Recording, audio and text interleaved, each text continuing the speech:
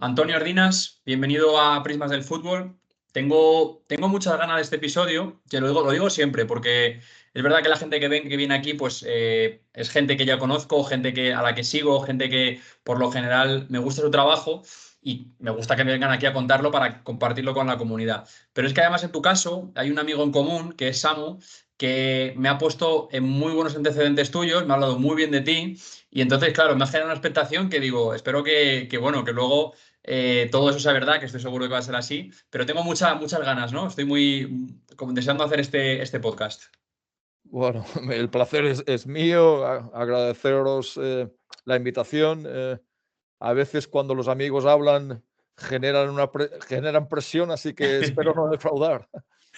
Nada, no te preocupes, yo estoy seguro que, bueno, al final, cuando viene gente, últimamente además he estado entrevistando a mucha gente que está trabajando en el norte de Europa, en Finlandia, en Suecia y demás. Y bueno, vamos a hablar de una persona que está en uno de los países principales dentro del fútbol escandinavo y además, o nórdico, por ahí no sé si hay diferencia, y luego además con una trayectoria bastante grande, entonces yo creo que va a ser un podcast súper interesante para la gente. Nada, lo primero, como siempre, Antoni, que te presentes un poco, que nos cuentes un poco quién eres, cómo comenzaste en el mundo del fútbol y qué pasos has ido dando progresivamente. Bueno, pues nada, llevo, como tú dices, 10 años aquí en Noruega. Yo vengo del mundo que realmente me apasiona, que es la educación. Ujú, Si hay algo que sigo echando muchísimo de menos es el poder estar impartiendo clase en el Colegio Sant Pere, que es desde vine. ujú, Llego aquí por circunstancias, se da la oportunidad de estar aquí a través de unos amigos, de una empresa, y en ese momento, pues yo creo que todos los que no hemos sido jugadores profesionales, sí es verdad que tenemos esa referencia del ojalá un día no pueda ujú, dedicarme profesionalmente a ello. Salió la oportunidad, yo estaba vinculado tanto a la Federación Balear en la Escuela de Entrenadores como al Club Atlético Baleares, y a partir de ahí, bueno, uno toma la decisión, equivocada o no. ujú, Por supuesto, hay componentes muy, muy fuertes que cuando lo piensas dices, uff, ¿por qué? ujú. Pero profesionalmente, bueno, es un mundo muy atractivo, es, como tú dices, una zona, la nórdica, donde, bueno, tiene cosas muy interesantes a nivel profesional, a nivel social, por supuesto. Ujú. Y nada, seguimos aquí, ¿no? Yo siempre dije, será una cosa de muy cortita y una cosa muy cortita lleva ya 10 años, ¿no? Pero bueno, veremos. Muy bien, me parece, o sea, al final creo que es muy importante eso que dices de venir un poco del mundo de la educación, porque al final creo que la gente, sobre todo que trabaja a nivel cantera y a nivel de formación con técnicos, formación con jugadores, es muy importante tener esa vocación formativa, de querer enseñar, de querer transmitir. Creo que cualquier entrenador tiene un poco de eso, pero también, sobre todo los que, digamos, trabajáis con entrenadores, orientando a los entrenadores y demás, tenéis que tener mucho de ese componente. Entonces, pero me gustaría también detenernos un poquito en tu trayectoria, ir un poco, has comentado que tú eres de allí de las Islas Baleares, que estuviste en el Atlético Baleares, entonces me gustaría un poco que me contases si tú empezaste entrenando al fútbol primero, luego qué es trabajo, qué experiencia tuviste en el Atlético Baleares, creo que estuviste varios años allí si no me equivoco, y que nos cuente un poquito cómo es el fútbol de allí, de las islas, que mucha gente a lo mejor no está tan familiarizado con él y un poquito de contexto ahí. Bueno, sí, es decir, yo creo que mi recorrido es quizás parecido al de muchos otros casos, ¿no? Es decir, uno empieza por jugar a fútbol, y por estar, yo creo que, es decir, lo que decimos, muy enamorado del juego, ¿no? Ujú, Aún no siendo talentoso, es decir, pero a partir de ahí sabes que hay una segunda vía de seguir disfrutando de este deporte, que es dedicarte a que otras personas puedan crecer deportivamente. Entonces ujú, ahí empiezas, pues, o yo personalmente empecé con el proceso de educarme, sacar las titulaciones las propias del curso de entrenador. Sí es cierto que luego tengo la posibilidad de empezar a tener ciertas experiencias que van a marcar mucho, es decir, por ejemplo, cuando la Federación Balear crea el Centro de Tecnificación, que era un centro, un proyecto pensado para dotar de una educación complementaria a los clubes de los, en principio, mejores talentos de las islas. Tengo la oportunidad de ser parte de este proyecto. Eso ya te da una perspectiva diferente. Es decir, yo creo que tú lo comentabas un poco antes, ¿no? Es decir, los que nos dedicamos al fútbol formativo, al final tenemos que ser también muy, muy, muy forofos de la individualidad del juego. Es decir, decimos que el fútbol es un deporte de equipo y es cierto que se juega en equipo, pero se juega por individuos. Y en formación, esa individualidad yo creo que es la que al final marca muchísimo. Experiencias como el centro de tecnificación empiezan a abrirme los ojos a que hay una manera diferente de ver este deporte.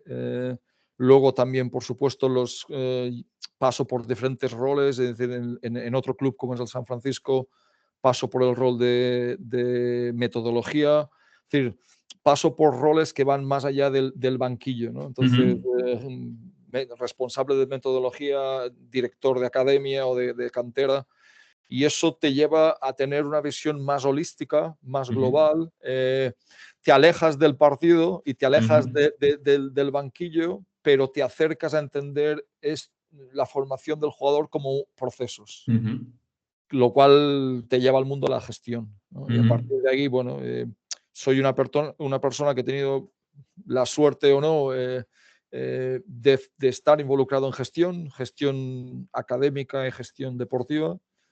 Y eso es lo que yo creo que al final, yo siempre digo que la experiencia del mundo escolar para mí fue clave.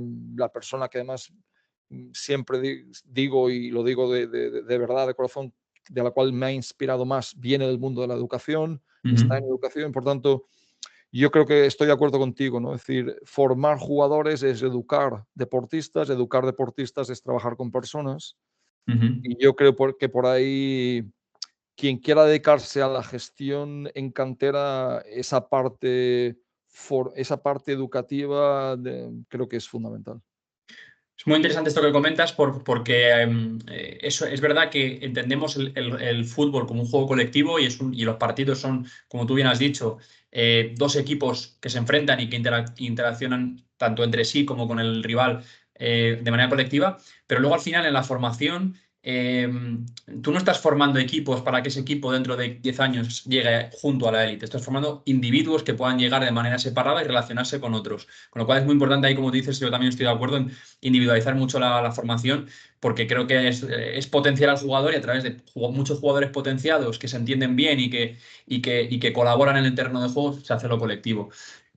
Hablaremos, Antoni, si te parece, hablaremos de eso más adelante porque me interesa mucho tu visión de que es un director de academia, cómo trabaja, todas esas reflexiones sobre metodología, pero quiero continuar un poco con tu carrera para que la gente siga viendo un poco paso a paso cómo has ido creciendo en el fútbol.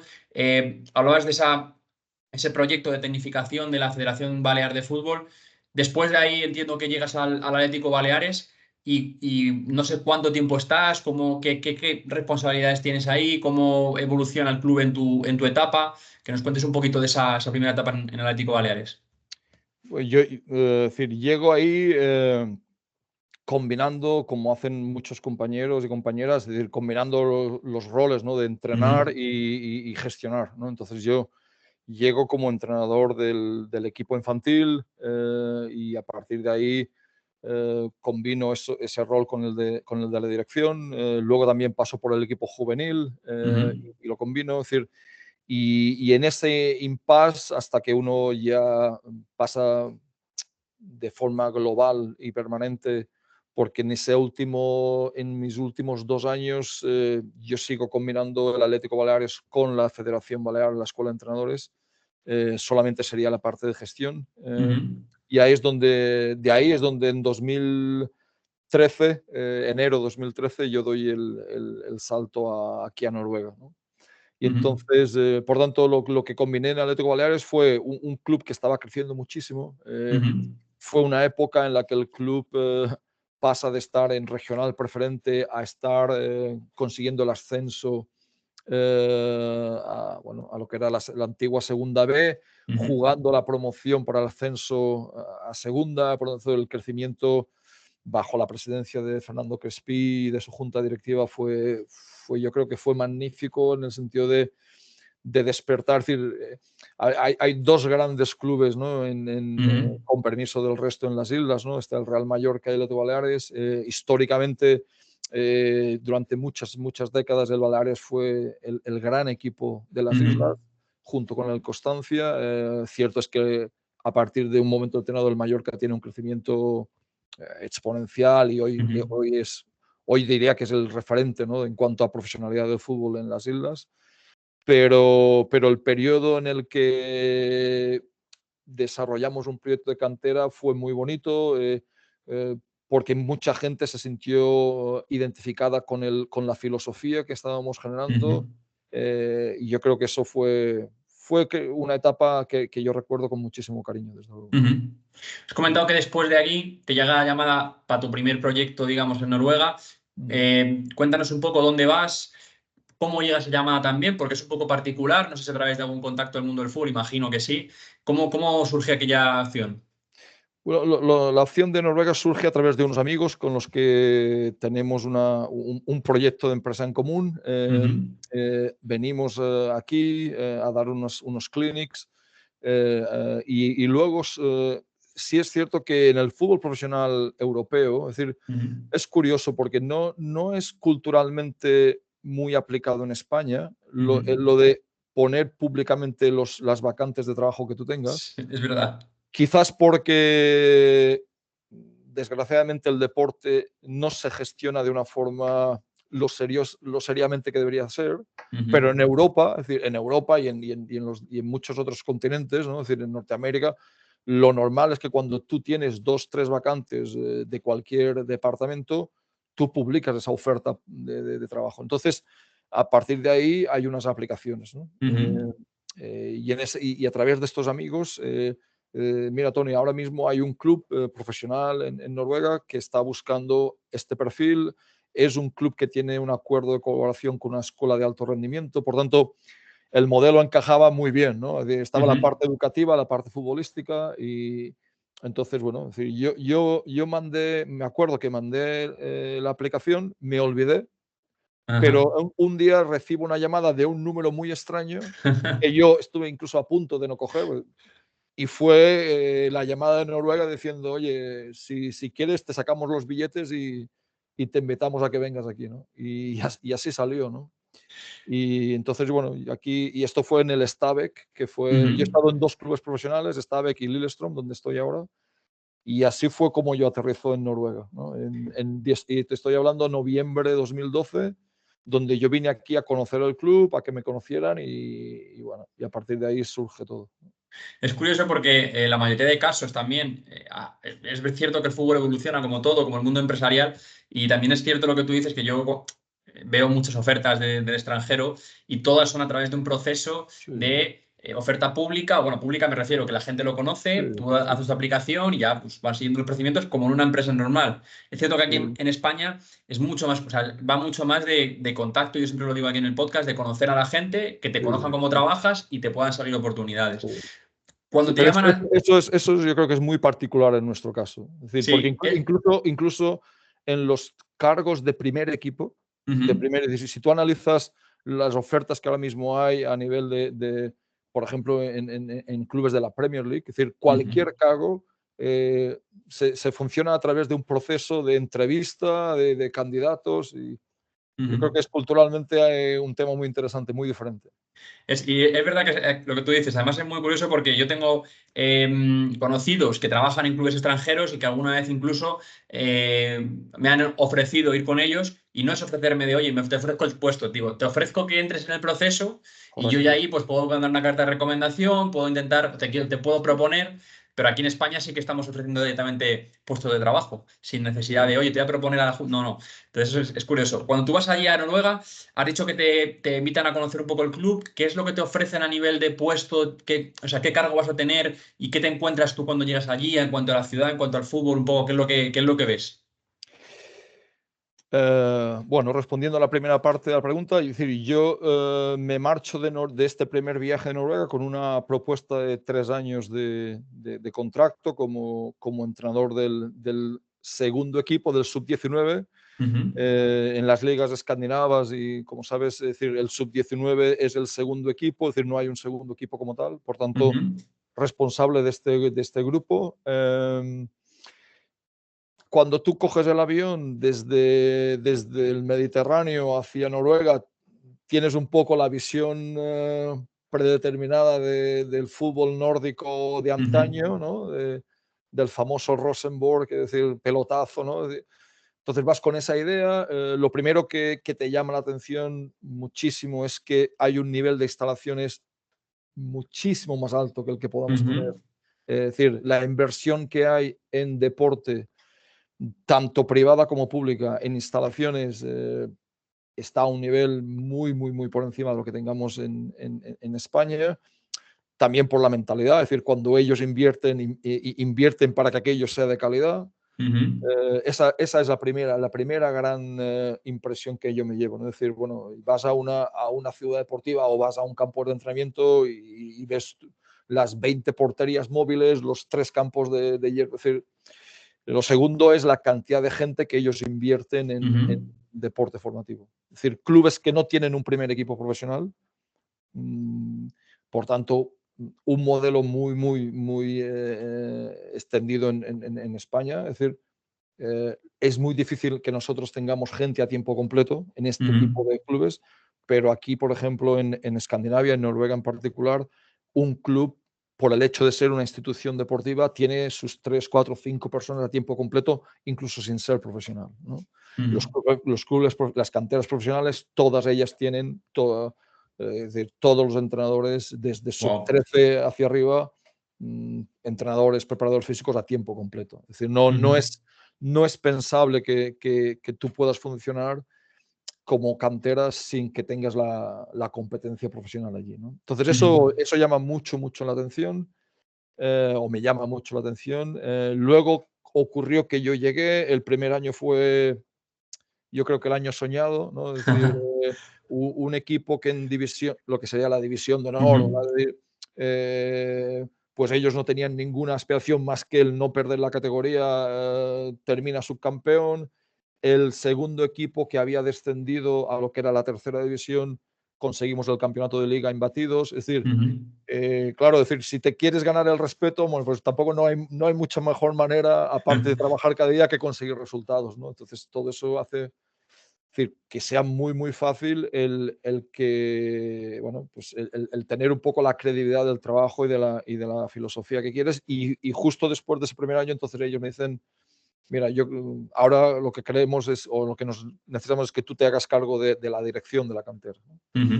Entonces yo estuve combinando por 2 años ese rol de director de cantera con entrenador, y luego ocurrió pues lo típico, ¿no? Es decir, ocurrió que en un momento determinado el primer equipo no funciona como se esperaba bueno, y yo recibo una llamada a las 7 de la mañana diciendo tienes que presentarte en la ciudad deportiva, ¿no? Entonces, sin pensarlo y obviamente tú eres consciente de los problemas que el club tiene del primer equipo, ¿no? Pero sin realmente pensarlo y sin ser consciente de ello, me encuentro una mañana a las 8 de la mañana que soy entrenador del primer equipo, ¿no? Y por tanto, bueno, dices, bueno, ahora resulta que estoy entrenando en la primera división noruega, ¿no? Y eso fue, bueno, eso fue un máster en todos los sentidos.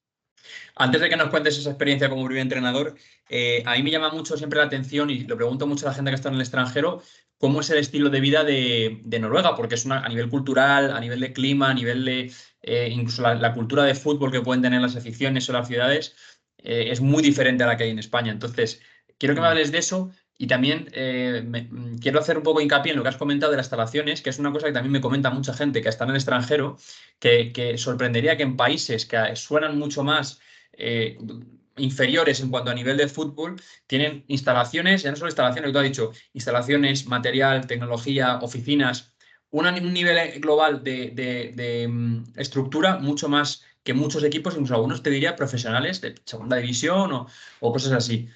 ¿Cómo es el choque cultural cuando llegas, la aclimatación en cuanto a lo que es Noruega? No, bueno, si me permites, sí, es decir, todo lo que acabas de decir es correcto. Es decir, hay una inversión en calidad de trabajo. Es decir, y eso va un poco vinculado también a tu pregunta ahora, ¿no? Es decir, Ujú, mm, Noruega como país, y creo que cuando digo Noruega puedo hablar de Escandinavia, es decir, conozco muy bien la realidad en Suecia, conozco muy bien la realidad en Dinamarca o en Finlandia. eh, Primero, hay un altísimo respeto profesional. ujú, Es decir, son países donde los derechos laborales, es decir, no se discuten, es decir, ujú, no se discuten en sentido positivo, donde si se te dice que el proyecto va a ser A, B, C y D, cumple A, B, C y D, se ujú, exige A, B, C y D, por ujú, supuesto, pero se cumple. Es decir, claro. no hay cambios de dirección repentinos en ningún momento. Hay una cultura muy de gestión, me refiero, muy fuerte de evaluación. Ujú, Es decir, culturalmente es gente que acepta ser evaluada, ujú, que acepta ser en un momento determinado, es decir, la cultura del feedback, pero que al mismo tiempo también es una cultura que exige calidad. Es decir, y creo que eso lo exigen en todos los sentidos, ¿no? Es decir, lo exigen en educación, lo exigen en la vida privada, es decir, eh, se hacen las cosas partiendo del principio de calidad, ¿no? ujú, Luego, por supuesto, Noruega y Escandinavia tiene sus particularidades, es decir, eh, primero de todo tienes que adaptarte a un estilo de vida muy, muy diferente, muy diferente. Es decir, ya de entrada, te diría que casi que la vida anual se reduce a, no son 12 meses, ¿no? Es decir, porque hay una parte del año que es muy, muy jodida. Es decir, noviembre, diciembre, enero, febrero, bueno, son complicados. Es decir, tienes que adaptarte primero a la oscuridad, ¿no? Es decir, ujú, los días son cortísimos ujú, en el sentido de que los meses de diciembre, enero, febrero, pues bueno, es decir, si tienes la suerte de ver el sol, lo ves muy poquito, por supuesto. Es decir, yo te diría primero la oscuridad antes que el frío, ¿no? Es decir, ujú, ok. porque el frío al final, cuando estás en el interior, es decir, las casas, todo está preparado, Te entonces preparas. Ujú, eso es decir, y además también aprendes que es una cuestión muy psicológica. Es ujú, decir, si yo te digo que ahora que estamos a -5, tú me dirás, pero -5 al final no deja de ser psicológico, pero sí es ya. cierto que la oscuridad, el hecho de que a las 2 3 de la tarde esté completamente oscuro, como Guau. si fuesen las 3 de la mañana, un día, 2 días, 2 semanas, un mes, se hace muy duro, o por lo menos personalmente es lo que me sigue costando muchísimo al cabo de 10 años. Eh, es gente muy fría, Ujú, es decir, no es nuestro carácter mediterráneo, sureño, es decir, es gente que, yo te voy a contar una anécdota, es decir, yo cuando llego para conocer el club y para cerrar, pues, vivienda, colegio de los niños, ¿no? Yo me acuerdo que, es decir, estaba en un hotel, es decir, ujú, en un hotel que el club me dice, mira, Tony, estarás en este hotel y tal, y yo salía a dar un paso y tal, y me cruzaba con gente, y tal, entonces tú tenías la tendencia normal de saludar, es decir, no había nadie que me contestara, ¿no? Entonces, claro, te encuentras el primero, no contesta, te encuentras el segundo, no contesta, al tercero ya empiezas a mirarte, es decir, hostia, aquí el problema soy yo, ¿no? sí. Y hasta que me acuerdo que le pregunté, al de, mira, oye, te puedo hacer una pregunta, es que yo veo encontrar a gente y aquí no te contesta nadie. Y dice, no, no, es que nosotros lo que pensamos es que si te hablamos te estamos molestando. Es decir, Ya. entonces es gente muy, muy introvertida de carácter. También es cierto que no hay mucha vida fuera, es decir, Claro. por las circunstancias. Es decir, es gente que hace mucha vida en interior. Es decir, si te invitan o si quedamos para tomar un café, no quedas en una cafetería, quedas en la casa de alguien. Ujú, Por tanto, culturalmente diferente. Me acuerdo también que fue un cambio brutal los horarios. Es decir, claro. y me acuerdo la primera semana nos invitaron a cenar y yo entendí por teléfono, al principio me hablaban en inglés, entonces quedamos a las 3:30. Entonces yo dije a las 3:30, no, habrá dicho a las 7:30, ¿no? Habré entendido mal, ¿no? Pero no, la cena era a las 3:30, ¿no? Guau, Entonces qué pasada. hay cambios de estilo de vida muy grandes, ¿no? Luego agradeces la seriedad, agradeces que el país funciona, que los Ujú, servicios funcionan, es decir, que hay mucha tranquilidad. Es decir, ujú, el nivel de estrés social es muy bajo, muy bajo. ujú, Y es gente que además se lo toma muy en serio, ¿no? Es decir, en los trabajos, incluso en el fútbol, en la ujú. industria del fútbol, que es una industria basada en emociones, ¿no? Es decir, hay un cuidado muy grande del estado emocional y del estado de salud, ¿no? Ujú. De la gente. Y yo creo que eso es al final de agradecer, por supuesto. Fíjate que me encanta este análisis que has hecho porque cuando hablo con gente que está en otros contextos, yo lo sé que mucha gente cuando está escuchando el podcast dice, bueno, pero es que tampoco es tan importante dónde esté, no le preguntes tanto por dónde está o por cómo es el sitio. A mí me parece súper importante conocer el Mm. contexto y saber que vas a enfrentarte a jugadores que no tienen la vida social que tienen los jugadores de España, que se van a jugar al fútbol hasta las 8 de la tarde porque hace buen tiempo, porque hace sol, porque tampoco tienen a lo mejor la comunicación, la capacidad comunicativa, como tú has Ah, mencionado, la apertura que tenemos en España. Entonces es muy, o sea, tienes que saber muy bien con quién gente vas a sí, tratar, sí, sí, cómo son los clubes. sí, sí. Y eso afecta, como tú dices, al perfil de jugador. Es decir, Ujú, si hay un club en España que se está planteando, cualquiera, ¿no? Es decir, vamos a traer un noruego, ¿no? O un sueco, es decir, o una noruega o una sueca. Tienes que saber primero que vas a traer a gente muy disciplinada, porque ujú, aquí necesitas ser disciplinado, porque claro, te pasas tres meses nevando cada día. claro. Por tanto, o como sociedad somos disciplinados o hay un caos. Ujú, ujú, Entonces, ahora, también vas a saber que vas a tener una persona que no va a tener mucha iniciativa propia. No, es decir, ujú, tú le dices, haz esto y él te lo va a hacer. Y te puedes ir a dar un paseo que cuando vuelvas seguirá haciendo aquello. Pero no esperes que por su cuenta piense, porque, es decir, claro, y esto en nuestro deporte, claro. donde es a base de interaccionar, por supuesto que importa el perfil y el tipo de persona y el tipo de manera de pensar de la gente que traes, ¿no? Y eso sí, y se ve mucho y se ve en el proceso de entrenamiento. Es decir, les cuesta muchísimo la creatividad, es decir, Ujú, muchísimo, porque no tienen esa cultura de dime blanco y buscaré la manera de que no sea blanco, ¿no? Es decir, no, ujú. no, es decir, y eso son curiosidades que estoy totalmente de acuerdo contigo. Personalmente sí que creo y estoy totalmente convencido que el contexto cultural, social importa en cualquier actividad que sea basada en relaciones humanas, por supuesto. Totalmente. Ahora hablaremos de eso porque me interesa saber cómo buscáis que los jugadores tengan la capacidad de improvisar, porque el deporte, o sea, el fútbol es un deporte muy incierto y hay mucha incertidumbre que la que rodea el juego. Y el jugador tiene, para mí, yo siempre lo digo cuando hablo con entrenadores, gente de metodología, el jugador tiene que estar preparado para improvisar y que les vayan surgiendo problemas que tiene que ir resolviendo sobre la marcha. Y cuando no, y esa gente tan cuadriculada en el sentido de, como tú dices, A, B, C, D, es complicado, puede ser complicado para ellos pensar fuera de la caja, o sea que vamos a hablarlo, pero vamos a terminar ya el repaso de tu carrera. Después del Stabæk, bueno, antes de eso, llegas a ser primer entrenador del primer equipo en primera división de Noruega. ¿Cómo se desarrolla esa temporada y cómo cambias luego después de equipo? Porque al poco tiempo o al tiempo acabas en el equipo en el que estás ahora. ¿Cómo es ese proceso?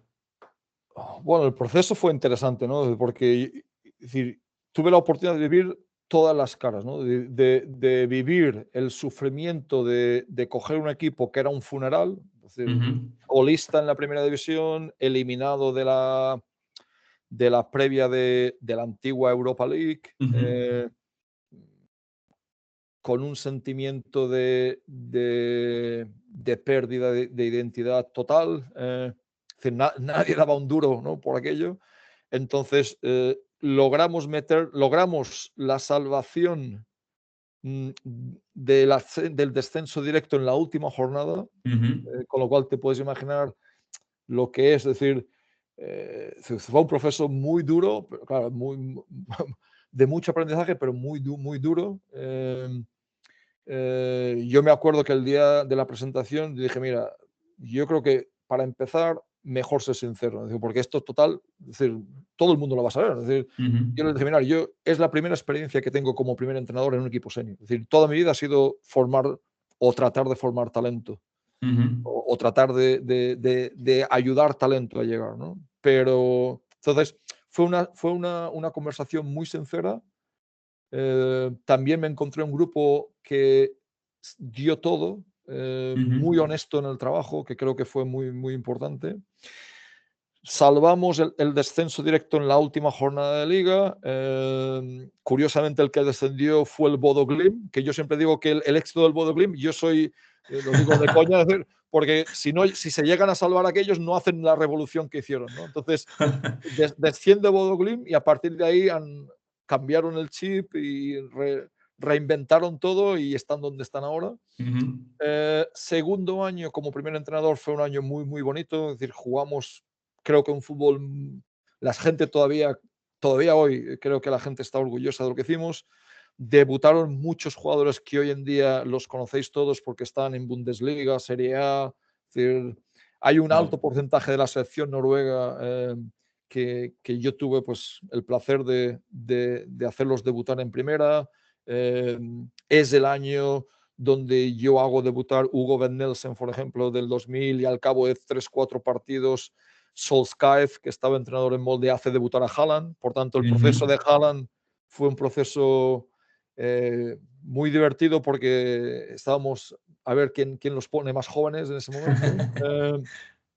Por tanto, ese año lo disfruté mucho y luego, es decir, por tanto, pasas también de vivir un poco el ser el héroe, ¿no? Y luego al año siguiente, pues viví la crueldad de, ostras, pues las expectaciones son, es decir, conseguir unos buenos resultados hace que todo el mundo vuelva a soñar, la realidad nos pone de nuevo en la lucha por la permanencia y bueno, y en verano de ese año, pues de buenas a primeras un día me comunican pues bueno, que me cesan, ¿no? Y eso también fue un aprendizaje muy importante. Y creo que es algo que siempre le digo a los entrenadores que tienen aspiración de primer equipo, nunca le tengas miedo al cese, porque es decir, va a ser una batalla que no te va a aportar nada, porque no depende de ti. Es decir, al final, es decir, depende de ti el proceso diario de construcción del equipo, de la propuesta de juego, es decir, pero hay cuando estás en ese rol, ni controlas las operaciones de mercado del club, ni controlas, es decir, ni controlas el entorno, ni controlas la propiedad. Por tanto, al final, si quieren echarte, te van a echar. Y siempre hay un proceso muy pedagógico, muy de crecimiento personal en el hecho de que te cesen, ¿no? Y cuando eso ocurre, que estamos hablando del año 2018, luego yo tengo varias posibilidades, a través de mi agente, varias opciones de ir a Dinamarca, de ir en Noruega también, de continuar con primer equipo, de primer entrenador, perdón. Pero yo ahí decido que mi pasión y donde yo he disfrutado esta industria ha sido en la formación. Y entonces tomo la decisión de que si sigo en esta industria, es decir, si no puedo volver a la docencia, y tengo que seguir trabajando aquí, pues yo lo que quiero es dedicarme al talento, a la formación y al desarrollo de talento y a la educación de entrenadores. Es decir, yo eché mucho, mucho en falta esos 2 años y medio la formación de técnicos. Es un periodo en el que vives tan, tan, tan al día que yo siempre digo que esos 2 años y medio, yo creo, no recuerdo haber leído nada. Es decir, nada. Es decir, no, es decir, ves partidos, ves Vas como un jugadores, robot. vas como un robot. Pero vas como un robot incluso en los días de victoria. Es decir, cuando las cosas van bien, vas como un robot. Es decir, cuando yo a veces ahora veo declaraciones de gente que dice no he disfrutado, entiendo lo que dicen, porque es que no te da tiempo ni a disfrutar. Entonces yo tomé la decisión de que yo quería volver a la formación. Surge la posibilidad de venir al Lillestrøm, que es el club más histórico de Noruega. Cierto es que el primer equipo llevamos tiempo apenas ganando una copa y poco más. Es tiempo de algún día de volver a ganar la liga, pero sigue siendo el histórico de Noruega. Es un club que me ha tratado y me sigue tratando muy, muy bien, en el que el proyecto es muy bonito. Conseguimos, por ejemplo, el año pasado ser el equipo de Noruega con mayor porcentaje de tiempo de juego de jugadores propios. estamos sacando jugadores, ahora mismo este año ya son 2 del año 2007 que han debutado en la primera división. Wow. Es decir, estamos desde la cantera, estamos creo que consiguiendo cosas bonitas, ¿no? Hay un par de cosas que has comentado que me han parecido muy interesantes de lo que has dicho. Por un lado, con respecto a tu cese, y que es una experiencia que recomiendas, o que no tengan miedo a eso, por lo menos, porque es aprendizaje como todas las temporadas difíciles. Yo siempre lo digo, cuando más he aprendido como entrenador o como más he aprendido como dentro del mundo del fútbol es cuando he tenido dificultades, porque te obliga a salir un poco a dar más, a exigirte y a abrir la mente a nuevas ideas, a nuevas perspectivas.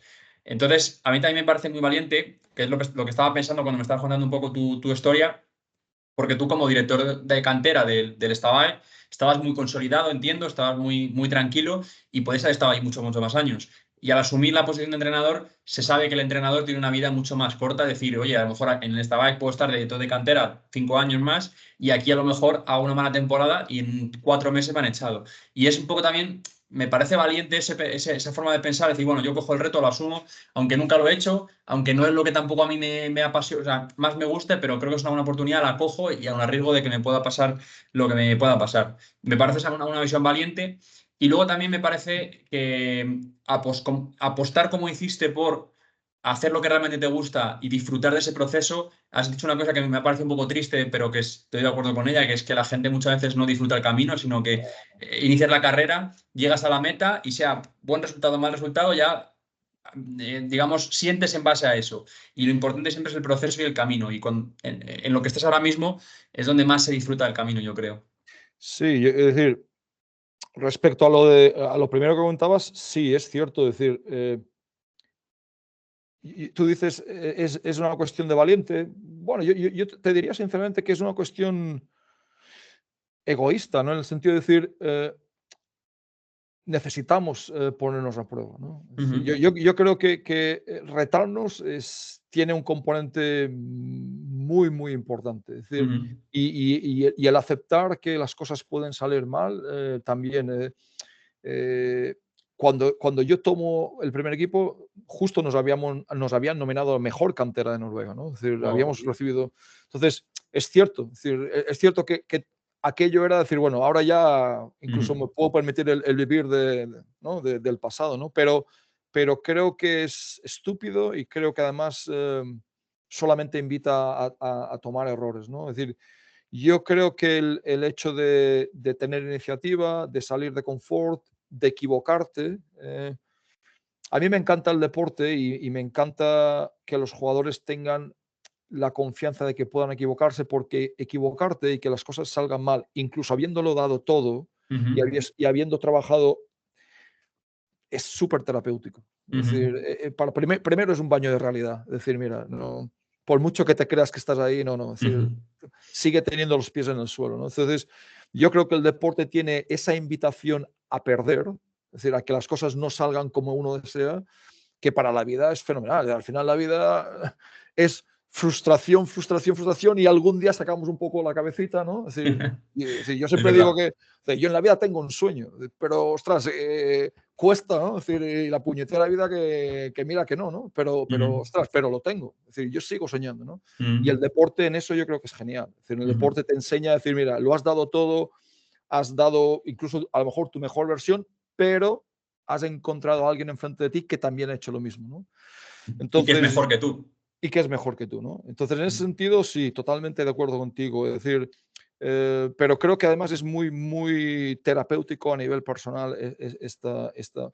Y luego, yo creo que ¿sabes también lo que pienso? Es que a veces creo que en este mundo nuestro del fútbol, Ujú, y lo digo con todo el respeto, es decir, y yo me pongo de ejemplo, es decir, muchas veces hacemos cosas por el ego. Es sí.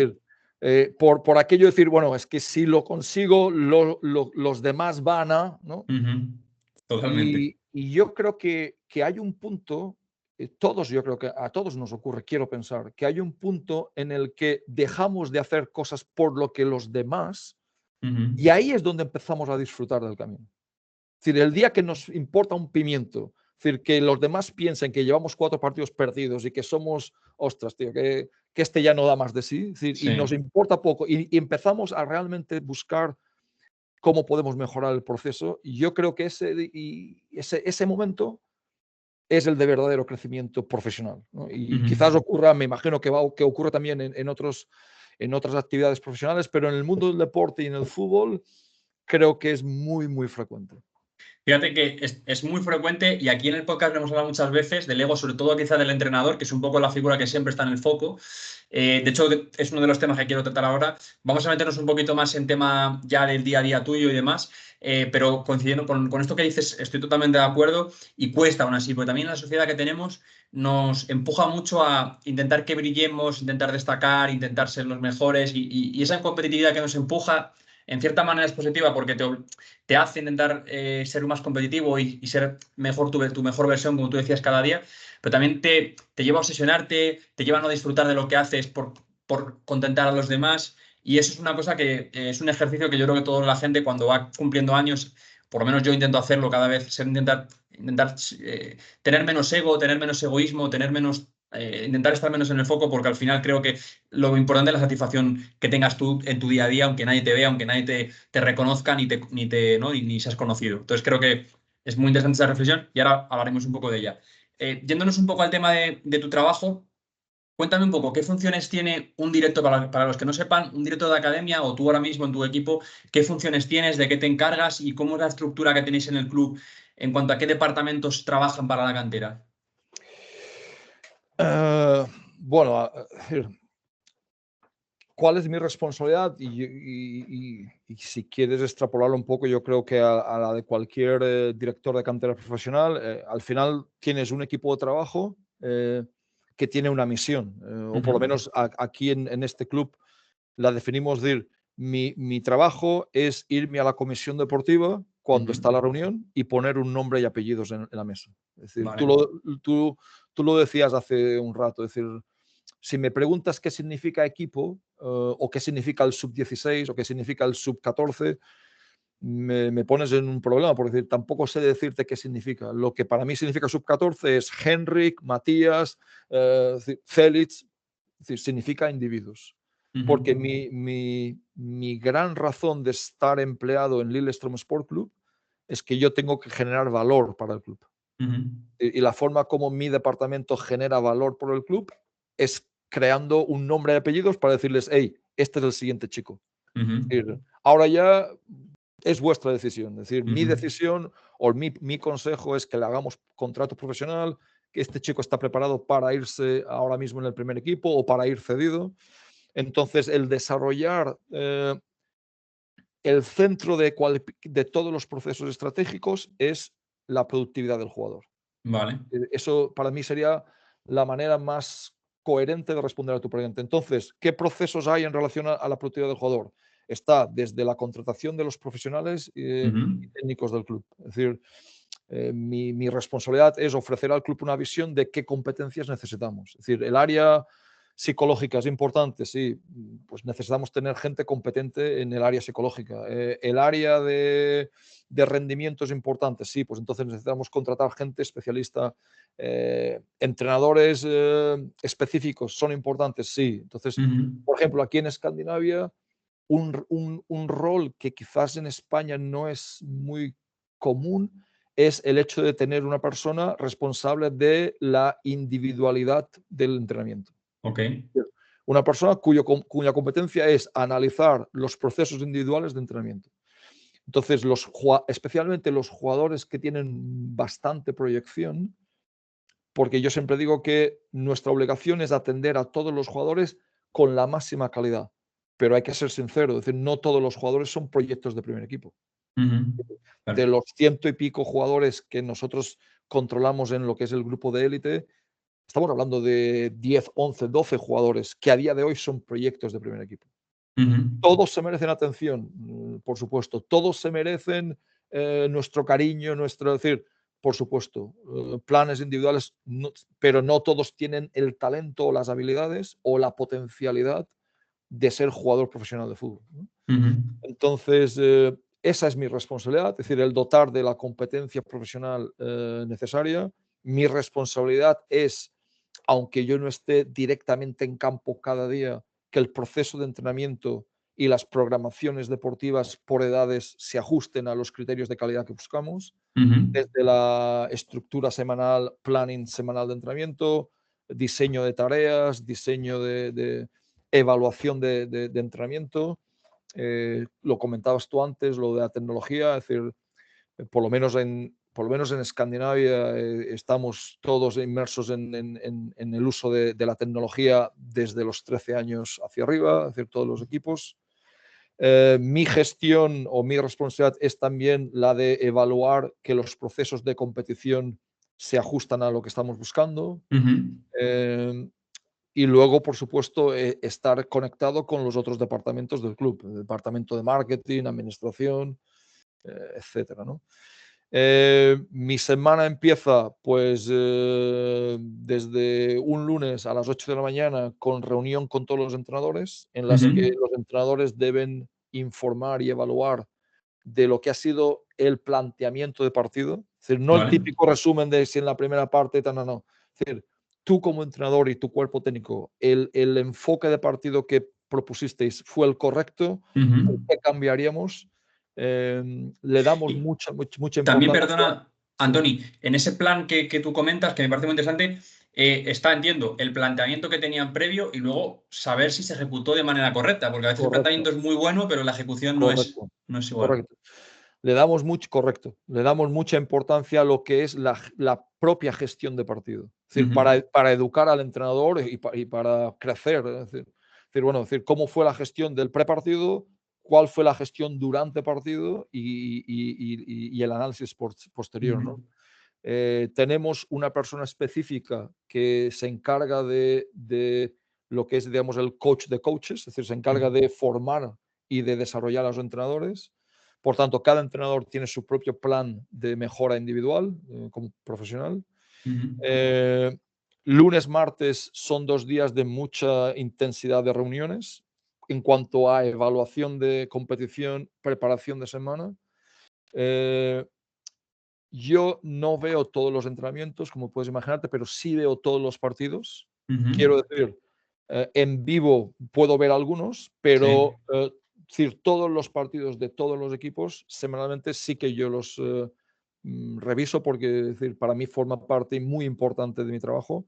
Es decir, si al final yo estoy para validar el proceso de producir jugadores, yo necesito ver el jugador en cantera en Claro. competición Claro. porque el partido y la competición y el juego me da muchas respuestas, Ujú. muchas. Es decir, a mí, por ejemplo, en vivo me gusta ver cuál es la reacción del jugador después del error. Ujú. Me importa quizás menos cuando se está saliendo, ¿no? Y Sí. todo va fenomenal. Entonces, me importa mucho más cuando las cosas no van bien, cuando juega en una posición que no es la suya, es decir, cuando le estamos buscando adaptabilidad, los días donde el contrario nos supera, es decir, cuál es la respuesta competitiva en ese escenario. Es decir, todo este tipo de detalles que van muy, muy parejos a lo que va a sufrir el jugador el día que yo decida o con el club decidamos que es parte del primer equipo, ¿no? Ujú. Porque mi planteamiento es siempre decir, ¿quién va al primer equipo? Va el número 1, el número 2, quizás el número 3 de la academia. El cuarto ya no llega. Ujú. El cuarto es un muy buen jugador, pero nosotros le decimos, lo siento, pero tienes que irte. Ya. Llega el primero, el segundo, el tercero. Y tienes a Ujú. un jugador que durante 10 años le has estado diciendo lo bueno que eres, ha estado compitiendo en las selecciones territoriales, está en la selección noruega, tiene contrato profesional, es decir, se piensa que es un semidios y al cabo de 2 meses pasa a ser el 23 del primer equipo. Es decir, lo único que hace es sentarse en el banquillo Ser un sparring. y ser una sombra. Ujú. Y claro, y muchas veces, y lo digo con respeto, es decir, creo que el error que hacemos en la cantera es nos vanagloriamos de que hemos puesto uno más en el primer equipo y cuando cruza la puerta del primer equipo, mi trabajo, y ahí es donde empieza el verdadero problema.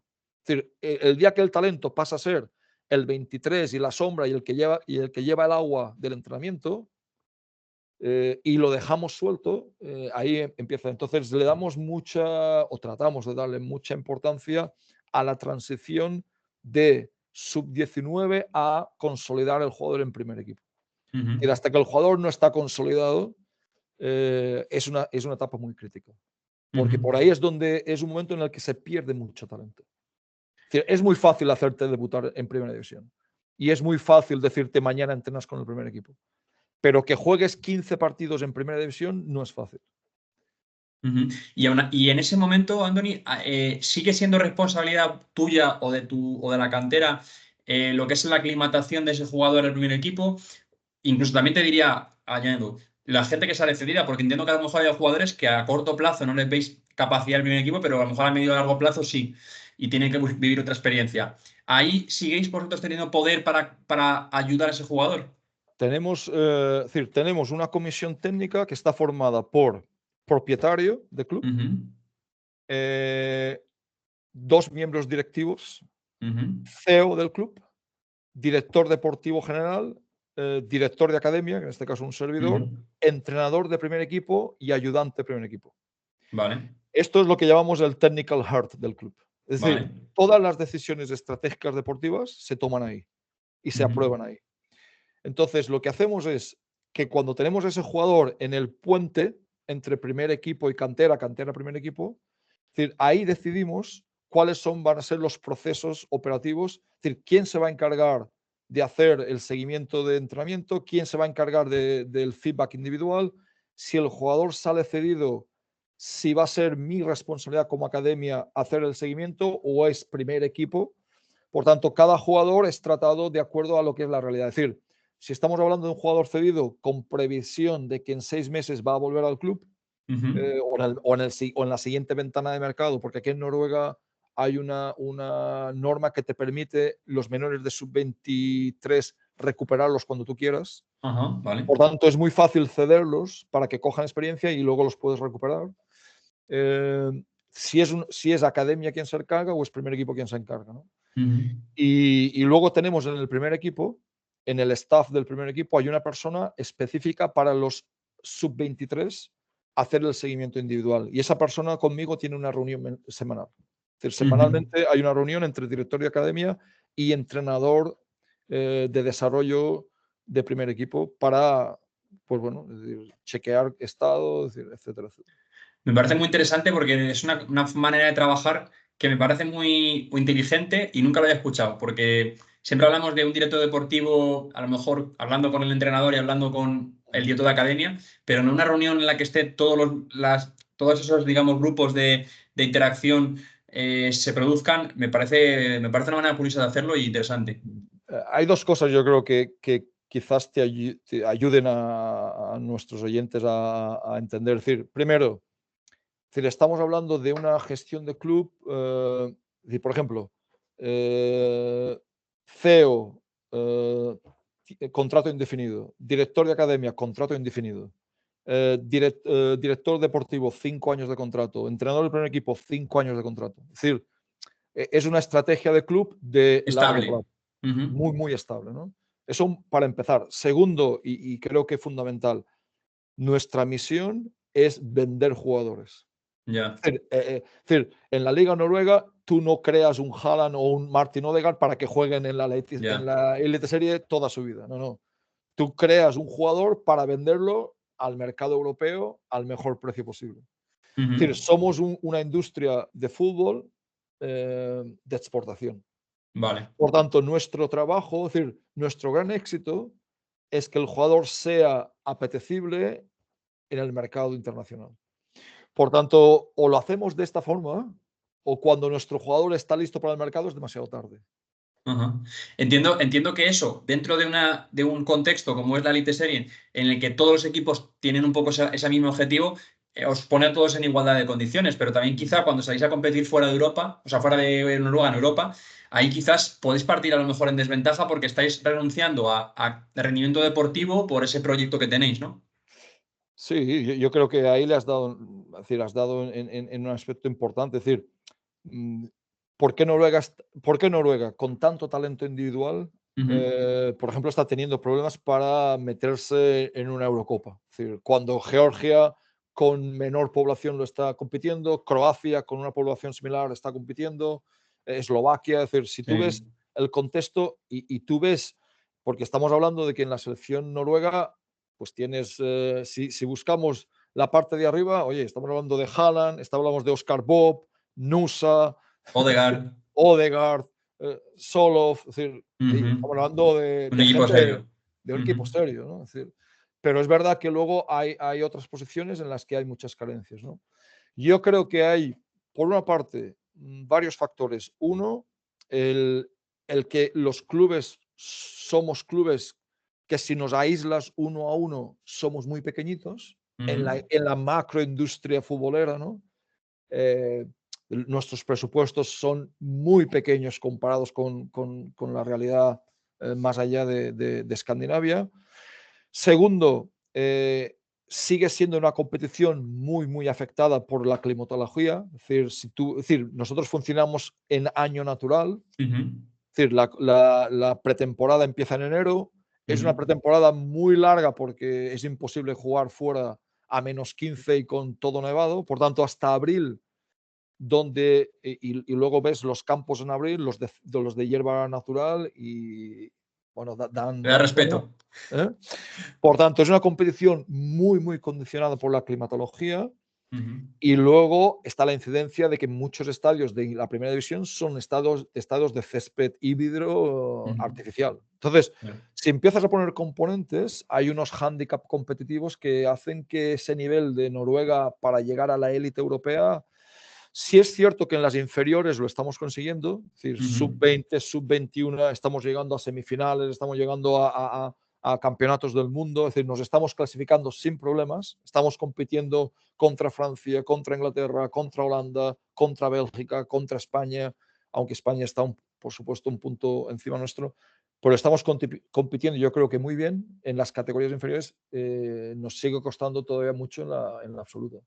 Claro, es lo que tú dices. En las categorías inferiores, todo el talento de Noruega lo tenéis y podéis aprovecharlo. Y cada país cuenta con el talento de su propio país. Pero cuando llega al fútbol profesional, otros países tienen la capacidad de importar jugadores de otros países, de aguantar su talento también, que es importante. Entonces se juntan una serie de factores que os quitan Correcto. capacidad. Es decir, si tú miras un sub-17 Noruega, este chico seguramente está jugando en la élite serie, está jugando en la primera división, Claro. comparado con el sub-17 que está jugando pues, en división de honor, quizás en España, o en Ujú. Portugal.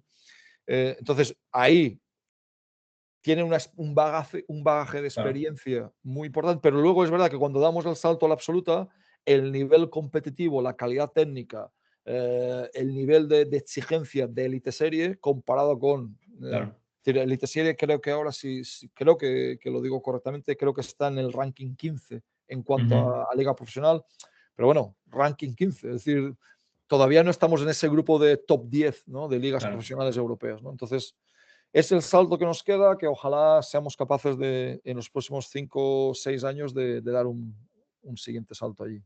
Sin embargo, a pesar de todo esto negativo que estamos hablando de a nivel competitivo, los objetivos de los clubes se consiguen, porque el objetivo, como tú has dicho, es generar talento y exportarlo a otros países.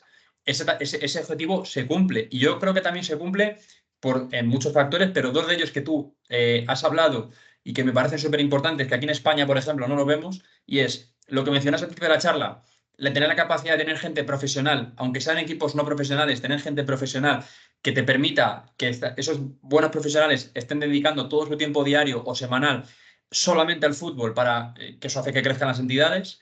Y luego también la estabilidad que tienen de creer en proyectos más a largo plazo, no en proyectos tan cíclicos como es aquí en el fútbol español. Creo que esas dos cosas son fundamentales para que luego los clubes tengan éxito. Sí, sí, totalmente de acuerdo. Ujú. Y además creo que son dos factores fundamentales, ¿no? Es decir, el que como clubes, como canteras, es decir, invirtamos en que la gente tenga continuidad es fundamental, Ujú. Ujú. fundamental, ¿no? Sí, Y además esto está, es decir, Noruega, Suecia, Dinamarca son lugares atractivos para profesionales desde fuera. Es decir, sí. porque esa falta de estabilidad y esa falta de reconocimiento profesional hace pues, que profesionales, como en este caso un servidor, pues estés trabajando aquí y no lo estés haciendo en otros sitios, ¿no? Y sí, estoy de acuerdo contigo. Yo creo que al final, y si te fijas, la trayectoria del fútbol noruego está siguiendo. Es decir, ahora mismo estamos en ranking UEFA por encima ya de Suecia, por encima ya de Finlandia, es decir, cosa que en el pasado no ocurría. Es cierto que estamos ahora mano a mano con Dinamarca, ¿no? Pero sí, es decir, yo creo que el ser un país que reconoce la necesidad de seriosamente invertir en competencia y hacerlo además en la etapa formativa, es una apuesta de largo recorrido, pero que es una apuesta que les está saliendo bastante bien. En cuanto a la idea de formación de jugadores que tenéis, ¿cuáles, digamos, son los principios en los que os basáis como cantera? Es decir, ¿trabajáis en base al modelo de juego de club a trabajar a esos jugadores lo mejor posible dentro de ese modelo? ¿O sois más de la creencia de que hay que intentar que el jugador maneje todos los registros posibles y esté mejor preparado? Dividimos dos grandes momentos, ¿no? Es decir, del sub-15 hacia iniciación, entendemos que es un momento de fundamentos de juego. Es decir, entendemos que lo que se trata es de juego y de jugador. Pero yo creo que es fundamental el primero descubrir al jugador. Vale. Estamos hablando de un chico que disfruta de eliminar gente con balón, o es un chico que disfruta de usar espacio, o es un chico que disfruta del juego asociándose. Pero yo creo que el respeto a quién eres tú en el juego es importante. Y luego, si te podemos influenciar a que haya una preferencia por qué menú es el que queremos en el club, es decir, que la idea del club te oriente a cierto tipo de soluciones, creo que es muy interesante.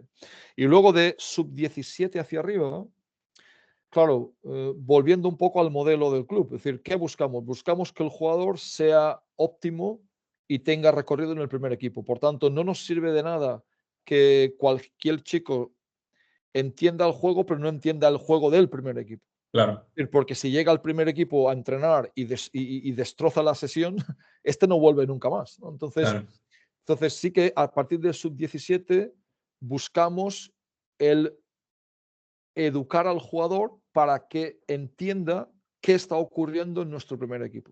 ¿Qué ocurre? Pues que el primer equipo, es cierto que somos un club que pretendemos buscar estabilidad, pero al final en el primer equipo dependes Manda de... resultados. Eso es.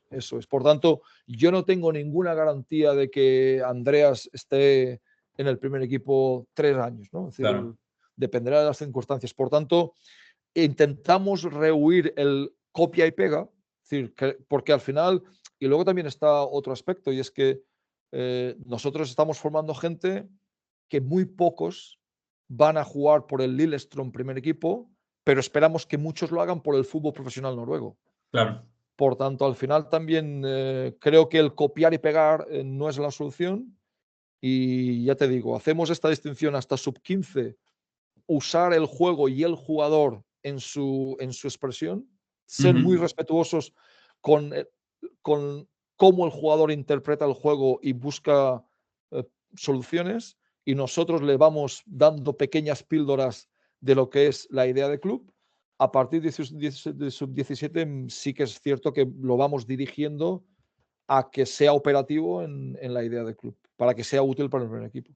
Me parece muy interesante ese debate. Bueno, para empezar me parece muy lógico el proceso que tenéis de empezar con el jugador, sentando como si dijéramos las bases de lo que es el futbolista y sobre todo conociéndolo, como tú has dicho, conociendo qué tipo de jugador tenemos, porque muchas veces tenemos la tendencia de, no, vienes aquí a este club y yo te voy a decir cómo trabajamos en este club. No, hombre, dependerá de cómo eres tú, de cómo yo trabaje contigo. No trabajaré igual con uno que con otro. Me parece muy lógico ese proceso de empezar por las bases y luego ir ya un poco más a lo específico. También te digo, yo, por ejemplo, es un debate muy que he tenido con muchos directores o con algunos directores de académica que han venido por aquí por el podcast, que es muy complicado me pongo en vuestro papel. Como tú dices, la inestabilidad que tienen los primeros equipos, que suelen ser los competitivos, es muy complicado a la hora de formar jugadores. Sobre todo porque muchas veces, para mí, el error es que el modelo de juego, la idea de juego que tiene un equipo, no la marca el club, la marca el entrenador que llega, en muchos casos. Y creo que eso es una desventaja competitiva, porque yo creo que el equipo que tiene una idea clara, una idiosincrasia y una manera de jugar específica, va a buscar entrenadores que encajen con esa idea, va a poder formar jugadores que encajen con esa idea y creo que va a poder también fichar jugadores de fuera que encajen con esa idea. Va a tener todo mucho más claro la identidad que tiene para luego poder trabajar las áreas del club en eso. Y también te quería preguntar, que me tenían para más Y, adelante, pero aprovecho y te lo meto ahora. y- y Sí, si permites un inciso, sí, sí. eh, estoy muy de acuerdo contigo, por supuesto. También creo que hay un punto que debemos desde la formación tener en cuenta. Es decir, muchas veces eh, pretendemos llegar al producto final Ujú, olvidándonos de la influencia individual. Me explico. Es decir, te viene el entrenador del sub-19 y no es que yo quiero que mi equipo ujú, presione arriba. Sí, pero para que tú presiones bien arriba, para que esto funcione, cada uno de estos individuos, cuando está en el rol de defender balón, debe conocer los fundamentos, porque por mucho que tú quieras que presionemos arriba, si yo salgo a balón y lo hago sin los fundamentos correctos, esa presión colectiva no va a funcionar. ujú, Y yo siempre les digo a los entrenadores que personalmente, cuando analizo juego y analizo errores, nunca he sido capaz de detectar un error colectivo. ya. Siempre lo que veo son errores individuales. Ujú, Es decir, no es que no estemos presionando bien, es que Tony Ordinas está saliendo mal. Y sí. como Tony Ordinas sale a destiempo o no sale, esto produce un error que afecta a la siguiente línea. Es decir, no es que no Ujú, estamos, es que hoy no hemos estado finos saliendo de atrás. No, no. Y yo siempre les digo, ¿quién no ha estado fino? claro, qué bueno. Oh, Tony Ordinas, entonces es Tony. Entonces, si mejoramos a Tony Ordinas, el equipo posiblemente salga mejor con balón. Entonces, ahí es donde yo siempre al final les digo, hey, individualidad en el contexto de juego colectivo, pero al final debemos buscar mejorar la individualidad del jugador y por eso hasta el sub-15 yo soy muy obsesivo en que cuidemos los fundamentos individuales, porque Ujú, con muy buenos fundamentos individuales es más fácil conseguir un producto final colectivo, pero sin fundamentos individuales se nos ujú. queda en una intención por allí. Me parece muy, muy lógico lo que dices y creo, de hecho, ahora más adelante hablaré de este punto del ego del entrenador, de querer que los equipos sean suyos, de querer que los jugadores sean suyos y querer moldarlo más a su manera que no entender que es un proceso de muchos entrenadores y de muchos años. Pero te quería preguntar también, para que ese proceso que tenéis ahí en Lidstrom se complete, podemos así decirlo, desde hasta los 15 años, formarles en cuanto a darles recursos al jugador y luego encaminarlos hacia el primer equipo. Entiendo que los jugadores tienen que estar desde muy jóvenes en el club para poder tener esas bases. Entonces, la captación, ¿la enfocáis a jugadores más pequeños o a niños más pequeños o la enfocáis a lo mejor a que tiene que llegar antes de 15 años o cómo hacéis? Funciona en base a, te digo, hay dos ejes aquí. Uno viene por la propia cultura noruega. Es decir, en Ujú, Noruega, socialmente, la competición no está permitida hasta los 13 años. vale, Es decir, hay partidos de fútbol vale. 10, 11, 12 años, pero no hay clasificaciones, no hay Ujú. como decir, hay simplemente acuerdos entre clubes de que este sábado Hay jugamos, partido. ¿no? No hay ligas. No hay ligas. Es decir, segundo, por decisión de lo que es estrategia de club, es decir, nosotros somos un club en el que en nuestra comunidad, para entendernos, somos el único club profesional. Entonces, Ya. para nosotros, tener la lealtad de los clubes a nuestro alrededor Ajá. es muy importante. Entonces, nosotros no firmamos jugadores menores de 15 años. Vale. Es decir, tenemos jugadores menores de 15 años que entrenan con nuestra academia una o dos, incluso tres veces a la semana, pero cuando llega el fin de semana compiten contra Lillestrøm Vale. y nos golean más de dos o tres veces, ¿no? Pero nosotros no firmamos estos jugadores si al final estamos interesados hasta los 15 años. Lo hacemos Pero Tony, por dos una procesos. pregunta, perdón que te interrumpa. Entonces, los jugadores que sí que tenéis menores de 15 años, ¿cómo llegan al club? Son, solamente funcionamos con los jugadores que tenemos en nuestra propia, en los que llamamos grassroots, es decir, en la Vale. escuela. Es decir, son jugadores que acceden a nuestro club a los 6 años, Sí. únicamente de nuestra ciudad. Vale.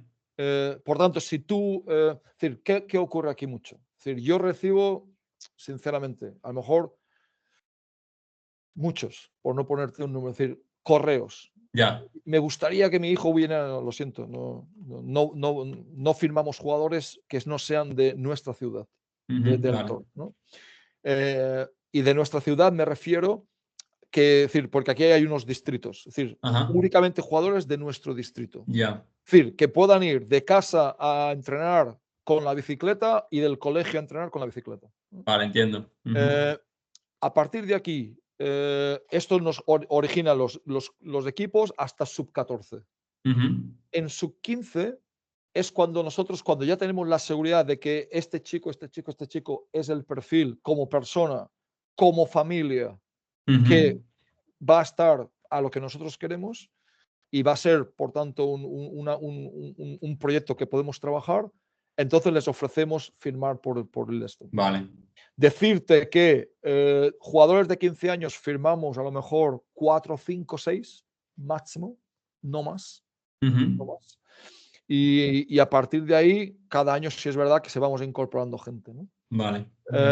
Por tanto, el reclutamiento y el scouting de jugadores lo hacemos por dos procesos. Uno, nuestros entrenadores de la academia son los seleccionadores territoriales. Vale. Por tanto, ahí tenemos control del talento de nuestra comunidad. O sea, ellos Y eligen qué niños van a entrenar con el sub 15 que van a entrenar con el listo. es decir, nuestros entrenadores son los seleccionadores territoriales, por Vale. ejemplo, y entonces ellos tienen control de los Vale, vale, jugadores vale. de la comunidad. Segundo, porque el no firmar jugadores menores de 15 años hace que todos los clubes estén contentísimos, como te puedes imaginar. Claro. Entonces, la relación que ahora tenemos entre clubes es fantástica. Por tanto, decir, por ponerte un ejemplo, si aparece el Rosenborg queriendo firmar a un jugador de nuestra comunidad, nosotros lo sabemos al día y medio, porque el club nos dice, oye, aquí está la carta del Rosenborg. Entonces, ¿qué tienes que cuidar a cambio? Invertir en la formación de sus entrenadores. Yo, por ejemplo, ahora estamos hablando aquí y yo hace 2 horas estaba en un club local, hora y media en coche desde aquí, simplemente para ayudarles hoy a organizar un campus deportivo. Es decir, Ya. entonces, tienes que invertir en asesorar, en ayudar, en hacerlos crecer, y eso a cambio luego hace que ellos te cuidan el talento para que al final esté en Lillestrøm y no esté en nuestro competidor, ¿no? Claro. Pero es un trabajo también muy condicionado por culturalmente lo que es el marco escandinavo. Eso justo te iba a decir ahora mismo, que es que por eso es tan importante cómo te influye el contexto a la hora de formar. Me recuerda mucho este caso que has comentado al País Vasco, que también allí, por el contexto que tienen, no pueden Correcto, firmar jugadores de menos correcto, de... y firman esos convenios de apoyo, correcto. de captar en su área. Entonces es muy parecido a ese... Por ejemplo, aquí en Noruega, formalmente tú no puedes quitar a un jugador a un club. Es decir, tú Claro. tienes que informar al club Ujú, de ujú. que y les pides permiso formalmente para poder reunirte con la familia. Qué bueno. Es decir, por tanto, el club al cual pertenece a este jugador es el primero que sabe de tu interés por el Ujú, jugador. ujú, Entonces, hay ciertos protocolos muy culturales que influyen en la captación. ujú. Me ha parecido también muy curioso lo que has comentado antes de que no se compite como tal, no hay ligas y demás en la base. Eso a mí me parece muy bien porque deja de poner el foco en ganar o en la competición o en sumar más puntos, ascender y demás, que aquí en España, por desgracia, muchas veces se pone el foco en eso y se lo pone un poco más en el proceso. Pero también creo que es importante para formación y con toda la gente de metodología con la que he hablado coincide que no se debe eliminar el factor competición, porque es el jugador que va a competir cuando llega a profesional y tiene que tener ese manejo de la frustración, manejo del estrés, toma de decisiones tan importante, ¿no? Entonces creo que eso es complicado en vuestro contexto reproducirlo. Eh, es decir, das en lo cierto. Yo creo que, es decir, no tenemos carencia de partido. ¿Ya? eh, por tanto, cuando el partido empieza, todo el mundo intenta ganar. A ganar. Eh, es decir, no creo que eso, por tanto, nos afecte tanto en ese sentido. Nos afecta, es decir, es curioso, nos afectan dos cosas. En la mentalidad escandinava, en la vida en general, ¿no? En la Ujú, sociedad en general, es una sociedad muy horizontal.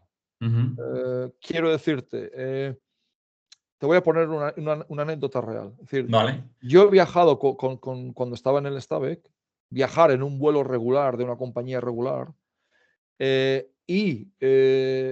del club decirme, oye, ¿ves la que está sentada en la fila 3 o 4? No acuerdo ahora, ¿no? Oye, pues es la princesa, ¿no? Wow. Yo he visto al presidente y ministros del gobierno en Oslo esperar el bus como tú y yo y cualquiera espera el bus. Wow. Es decir, Qué curioso, ¿eh? me refiero que estamos hablando de una sociedad donde la jerarquía social es muy horizontal. Por Ok. tanto, culturalmente lo de ganador y perdedor, Vale. tú lo comentabas al principio de la charla, es decir, nosotros en nuestro contexto hemos machacado el error, el ser un fracasado, ¿no? Es decir, equivocarte es fracasar. Sí. Eso nos han educado, es decir, incluso a nivel escolar. Es decir, suspendes y repites. Es decir, Castigo. hay una marca social, ¿no? Ujú. Y eso hace, pues, oye, que la gente tenga pánico a equivocarte y Sí. tengas pánico a decir me salió mal, Ujú. por lo que significa socialmente esto, ¿no? Aquí el error o el fracaso es decir, está muy relativizado. Yo creo que tiene la ventaja, y además la federación en ese sentido, y decir, yo que estoy en la Federación Noruega colaborando en la formación de técnicos, ellos tienen un lema muy claro, es decir, el fútbol es para todos, cuanto más tiempo mejor. Es decir, Ujú. ellos tienen mucha vocación de que tú practiques fútbol el mayor tiempo posible, ¿no? Y por tanto que el fútbol tenga oferta para todos, la profesional, la élite, pero también la social. Ujú. Y porque ellos le dan mucho valor al deporte, muchísimo. Y yo creo que eso es un poco lo que transmiten con esto, ¿no? Es decir, el fútbol empieza como una actividad para todos, sin distinción, y luego poco a poco sí que hay verdad que hay las dos tendencias, ¿no? Está la tendencia de la academia de élite, ¿no? Que sigue un poco ese recorrido hacia allí, y luego está es decir, todos los clubes tenemos nuestra vertiente social, Vale. donde los chicos y chicas siguen jugando, pero lo hacen desde un enfoque diferente Divertirse, sí. eso es, eso es. Por tanto, es decir, yo creo que al final estoy de acuerdo en lo que tú dices de que, es decir, no jugamos partidos por el hecho de, no, es decir, cuando el partido empieza, empieza. Es decir, Ya. y Eso es inevitable. con la emoción y con la incertidumbre y con un poco la pretensión de hacerlo bien. En ese sentido no tenemos carencia de esto, porque estoy de acuerdo con ello. Es decir, no, hay ciertos componentes emocionales del juego y de superación y de cooperación y de enfrentamiento a alguien que lo intenta hacer que por supuesto no podemos eliminar, pero creo que está la vertiente positiva de que ni padre, es decir, por ejemplo, aquí los partidos, como en otros países de Europa, son arbitrados por padres, jugadores, y no hay ningún problema. Ujú. Es decir, ninguno, Nacho. Es decir, creo que No se todos ven saben. los vídeos que se ven aquí de... No. Es decir, lo que sale cada fin de semana de peleas, esto no ocurre aquí. Ya. Y son partidos dirigidos por jugadores o por familiares. Ujú. Es decir, yo creo que, sinceramente, yo es de las cosas que más agradezco y más me siento satisfecho de estar en un contexto deportivo que premia este tipo de cosas, ¿no? Ujú. Porque creo que es muy triste, pues ver lo que está ocurriendo en muchos campos. Yo creo que tú has dado en el clavo. Es la visión de la cultura que tienen ellos de horizontalidad, de aceptar el fracaso como una parte natural del desarrollo, que aquí no tenemos. Aquí es censurar al que se equivoca, machacar al que falla, no poder permitirte el error. Luego también lo que hablamos antes, la competitividad, que alimenta el ego, la necesidad de que triunfes, de que seas el mejor, de que quedes por encima. Todo eso al final es negativo para nuestra propia salud mental y nuestra propia salud física. Lo bueno que tenéis ahí, yo creo que aunque no hay competición como tal, porque yo la competición para la formación la veo en el sentido de reproducir lo que se van a encontrar cuando sean mayores y sobre todo también la veo para que en etapas más tempranas, benjamines, infantiles, alevines, los niños jueguen contra los mejores posibles. Por eso el sistema de ascensos y descensos para mí, yo lo eliminaría de infantiles para abajo, pero creo que tiene cierta lógica en el sentido de poder regularte y enfrentarte, que los mejores infantiles de Madrid se enfrenten contra los mejores infantiles de Madrid y no haya descompensaciones y se enfrenten unos con otros y demás. Bueno, Allí, perdona, Tony, con los amistosos entiendo que os reguláis bastante, ¿no? sí, bueno, es decir, un poco también quizás para hacer más concreta la respuesta, es decir, desde sub-13 hacia arriba hay competiciones nacionales aquí. Es Ya. decir, aquí los chicos de 13, 14, 15 viajan en avión y se desplazan Y para hay jugar. ligas y todo. Ujú. Es decir, tenemos el concepto de competición nacional, Vale, vale. precisamente para educarlos al contexto profesional. Es decir, Claro. educarlos a que cojan un avión y se comporten, educarlos a que estén en un hotel desayunando juntos y lo hagan con respeto y lo hagan y lleguen a tiempo Ujú, y coman adecuadamente. ujú. Y también, por supuesto, para poder generar X número de partidos al año donde la calidad del juego va a ser muy alta, ¿no? Entonces, Claro. en fútbol formativo hay competiciones nacionales, hay competiciones seminacionales a partir de 13 años. Ya.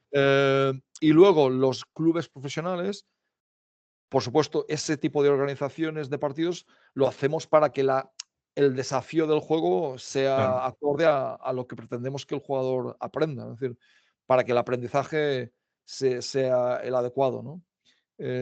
Por tanto, yo te diría que el tema de competición creo que está muy bien. Otro aspecto que creo que tenemos aquí muy bien estructurado es la flexibilidad académica. Es decir, Ujú.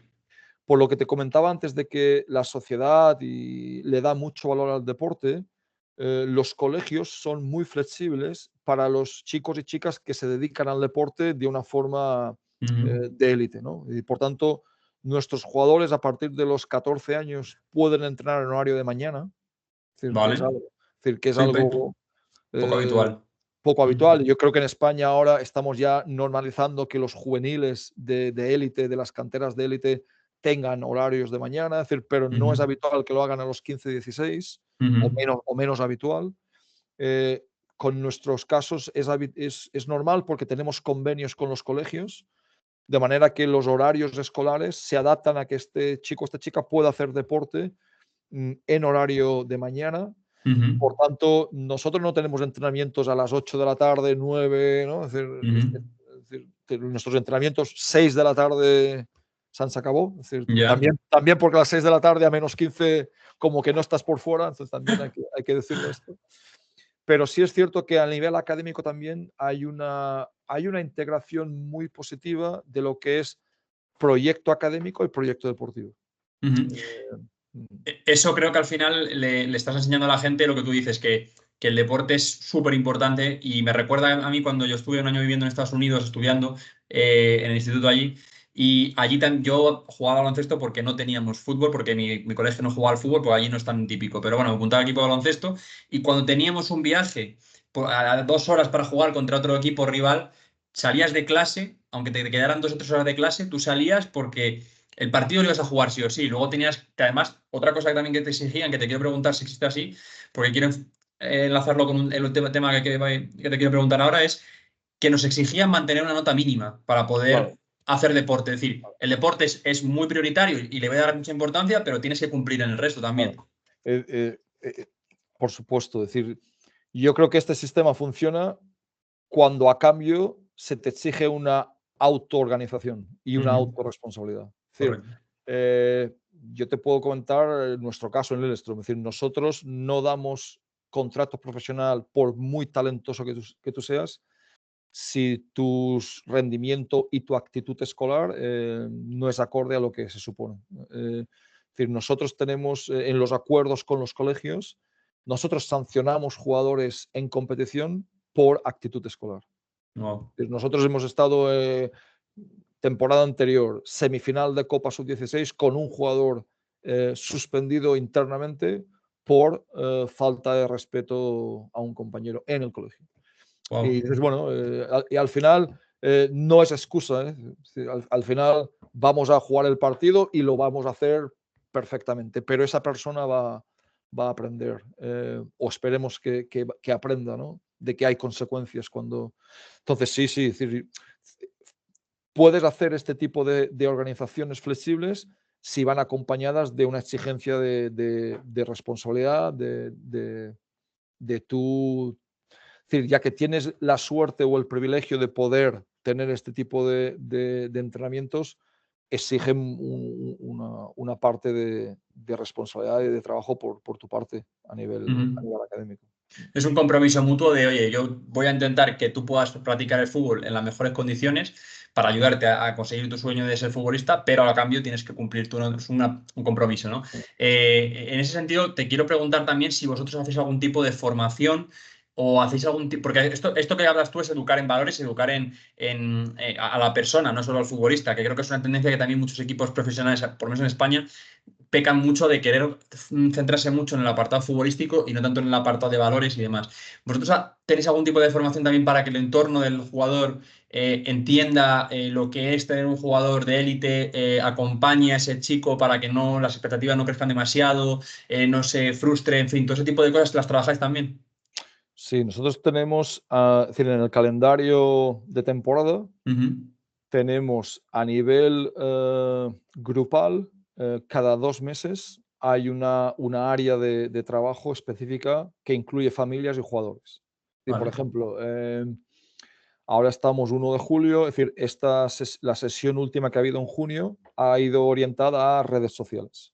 Es decir, uso Vale. de redes sociales desde un punto de vista deportivo y uso de redes sociales desde un punto de vista familiar. Es decir, oye, cada vez que estás publicando un vídeo de tu hijo o de tu hija, oye, piensa en esto, ¿no? Es decir, tenemos, esto fue junio, en abril fue nutrición, es decir, Qué cómo hacer bueno, la nutrición. importantísimo. Por tanto, esto es un proceso cada grupal. A nivel individual, cada jugador, todo jugador de la academia, me refiero a los 90 y tantos que tenemos, tiene un proceso de 4 tutorías con la familia, entrenador, familia, jugador, formales. Es decir, se reúnen en el club. Una De esas, oficina de... de esas tutorías, de esas sesiones tutoriales, se extrae un plan individual con objetivos de mejora individual a 2 meses vista, que es aprobado por familia, por jugador y por club. Por tanto, hay un compromiso. Objetivos, Tony, perdona, técnicos, tácticos, ¿de qué tipo de objetivos? De todo. Objetivos, ¿Personales? objetivos de juego, futbolísticos, objetivos personales. Y en los casos donde sea necesario, tenemos incluso objetivos académicos. Vale. Y ahí, cuando hay un objetivo académico, estamos también en relación con los colegios.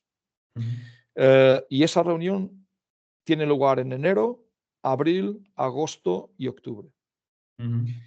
Y son reuniones de calado. Es decir, con un informe que se manda a las familias. Es decir, y en la reunión de abril hay una evaluación del plan de trabajo de enero, en la de agosto de abril. Entonces, para nosotros es fundamental. Fundamental. Es decir, nosotros trabajamos con chicos que están 2 horas a diario o casi a diario con nosotros, pero que pasan ciertas horas, muchas más horas en el colegio y muchas más horas con su familia. Claro. Es decir, de nada nos sirve que lo hagan fenomenal los 2 horas de aquí si son un desastre en el colegio o si tienen problemas en casa. Entonces, Es necesitamos a todo el mundo en el mismo proceso. totalmente. Me parece algo que tiene muchísimo sentido y que aquí en España, vamos, yo he charlado con gente de canteras profesionales y yo les preguntaba, bueno, ¿y con los padres qué tipo de formación? La nutrición que tú has mencionado. Me parece un aspecto importantísimo porque tú puedes controlar lo que comen en el entorno de la competición o del entrenamiento. Lo que comen, a lo mejor, si comen en las instalaciones antes o después, bueno, pero tú no le puedes controlar lo que come, cena y demás. O sea, la mayoría de comidas las hacen sus padres, porque los niños no cocinan con menos de 16 años. Y algunos hasta los 30 no cocinan tampoco, pero es importantísimo que los padres sepan qué nutrición están dando a su hijo y cómo afecta, porque es muy importante para el crecimiento, para el estado físico, para la recuperación de lesiones. Es muy importante que tengan una noción de eso, por ejemplo. Sí, sí, sí, de acuerdo. Y también te lo plantearía al revés, es decir, te lo plantearía en sentido positivo, porque decir, muchas veces decimos, es que los padres son un problema. Bueno, algunos, Sí. pero hay muchos otros que son realmente una ayuda interesante. Es decir, yo creo que los clubes tenemos la obligación profesional y ética, cuando estamos trabajando con menores de edad, de ser muy transparentes con las familias, de informar. Es decir, nosotros, por ejemplo, una de las iniciativas que yo siempre recomiendo, que nos está dando muy buenos resultados nosotros, es decir, nosotros cada viernes, los entrenadores envían un correo a todas las familias del equipo. Es decir, un correo interno.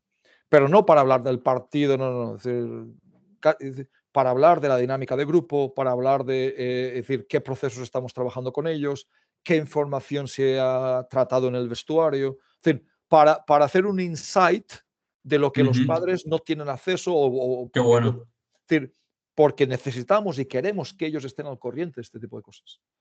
Es decir, si va a haber, si un chico que está en proceso de recuperación, pues le quedan 2 semanas, es decir, ciertos aspectos de grupo, de unidad, compartir inquietudes, compartir lo que para nosotros son problemas que estamos, oye, tratando de gestionar, es decir, porque al final nosotros somos 20 personas trabajando aquí, pero es que ellos son 60. Entonces, si Claro. en vez de 20 personas tratar de buscar una solución, 80 personas cooperamos, digo yo que la solución va a ser más buena, ¿no? Si encontramos, ¿no?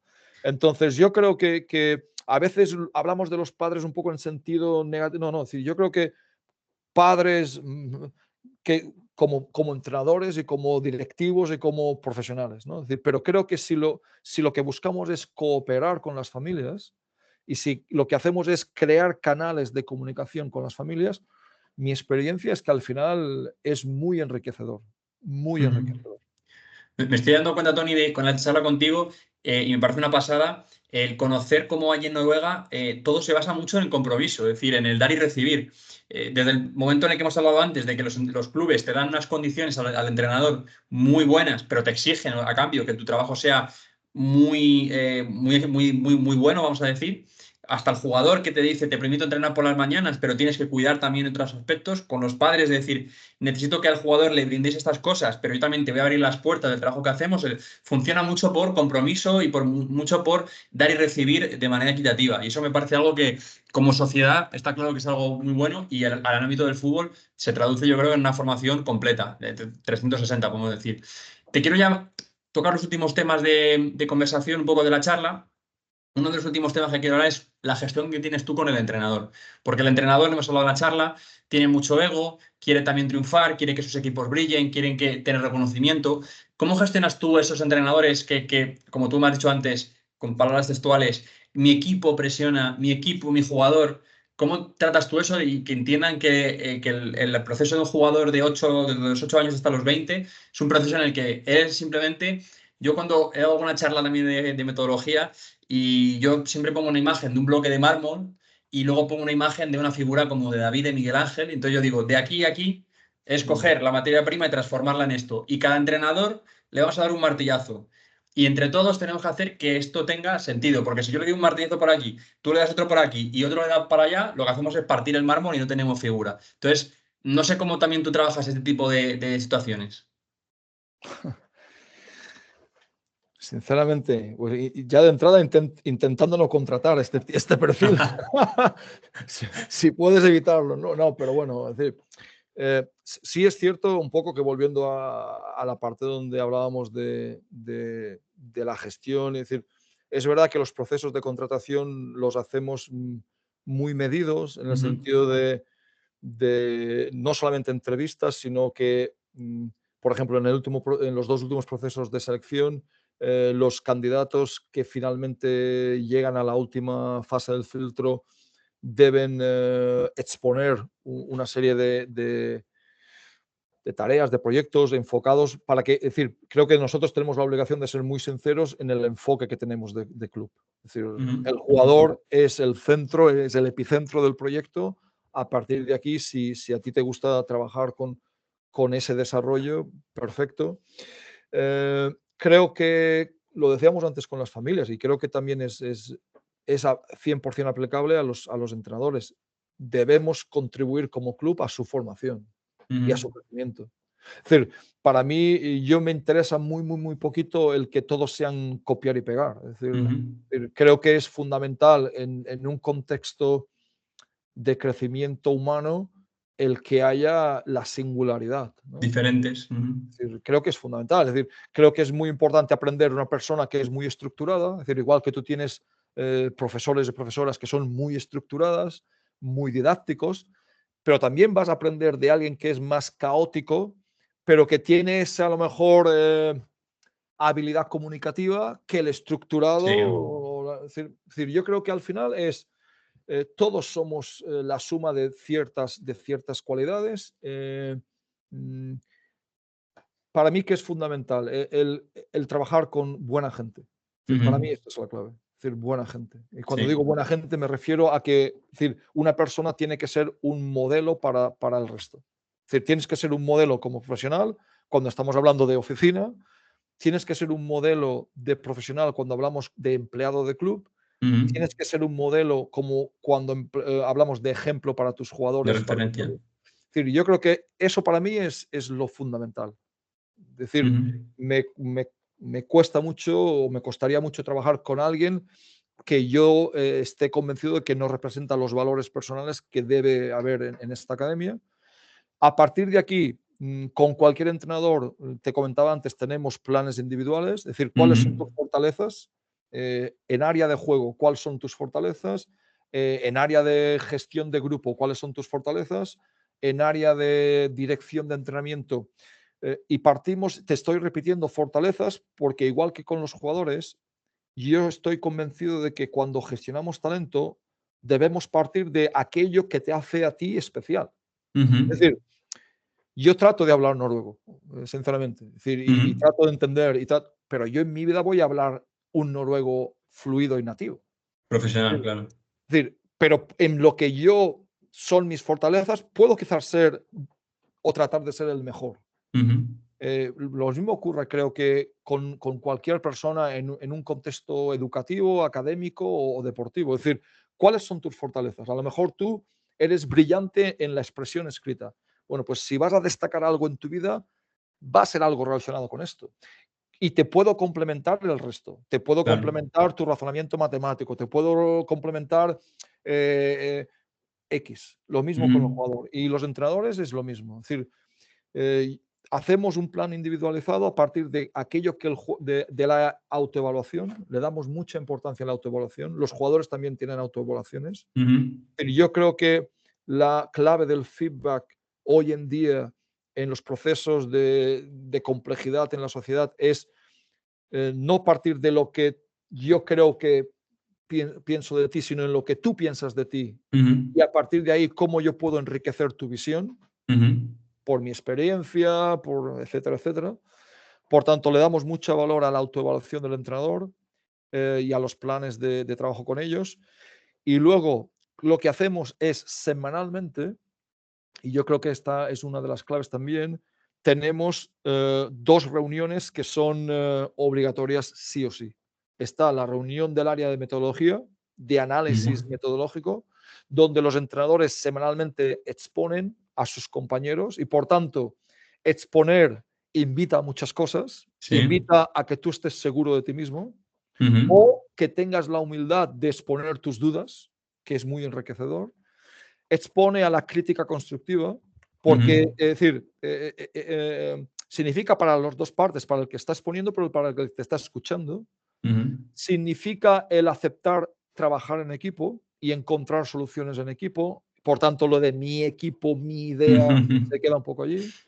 Esta es una reunión muy importante. La segunda reunión es una reunión semanal de academia para que todos los entrenadores estén al corriente de la parte de gestión de la academia. Es decir, a mí me sirve muy poco que estemos 2, 3 personas, los de dirección, innovando, si lo que estamos nosotros gestionando no llega al entrenador sub-13.